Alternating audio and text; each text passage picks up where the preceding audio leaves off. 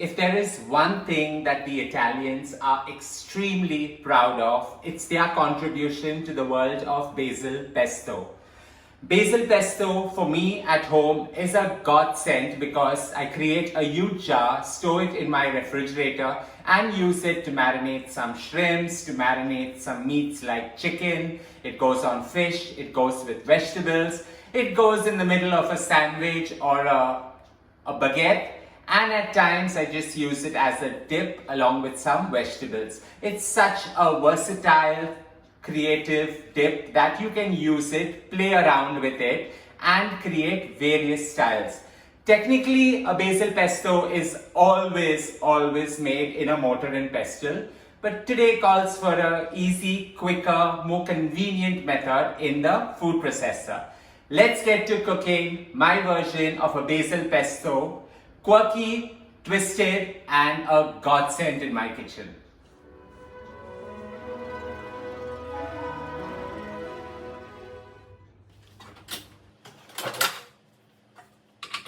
Now this recipe is one of the easiest to create. I use 2 parts of basil to 1 part of cheese, that's the Parmesan cheese, and 1 part of a nut variant. While I'm using the all typical and famed nuts, that's the pine nuts that technically always go in a basil pesto, you can also use a walnut because it does give that same rich appeal. So for 2 cups of basil leaves, I've got 8 cloves of garlic, and it's that simple, it goes right in.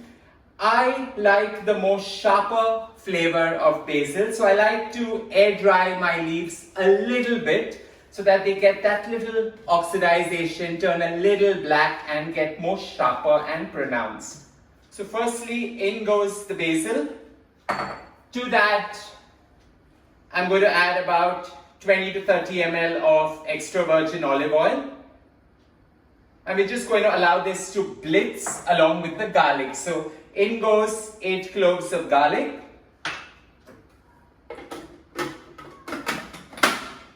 Blitz away. We're just going to allow the basil to get as coarse as possible before we add in the pine nuts. So in goes a cup of pine nuts, some sea salt because that's going to actually braise the two together and create quite a robust, what I call marinade and some call dip. So let's call it a marinating dip. Another round of blitzing. While the nut and the basil have merged well together with the sea salt, in goes a cup of Parmesan cheese. So while Parmesan cheese brings the entire basil pesto together, you can go ahead and skip it because the nut and basil itself is such a healthy and beautiful combination. So I never skip it though because this works wonders. Another 20-30 ml of extra virgin olive oil. You can just go as much as you feel you're comfortable with. The last round of blitzing and my basil pesto is done.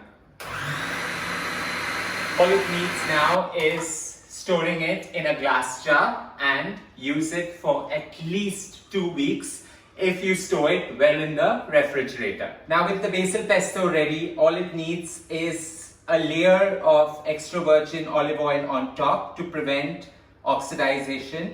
And this tastes even better when kept in the refrigerator. The more you preserve it, the more pronounced and sharper the flavor. This goes straight into the refrigerator now. Do share some love by hitting on the like button and don't forget to subscribe to my channel for many more of these quirky and easy to create star stunners.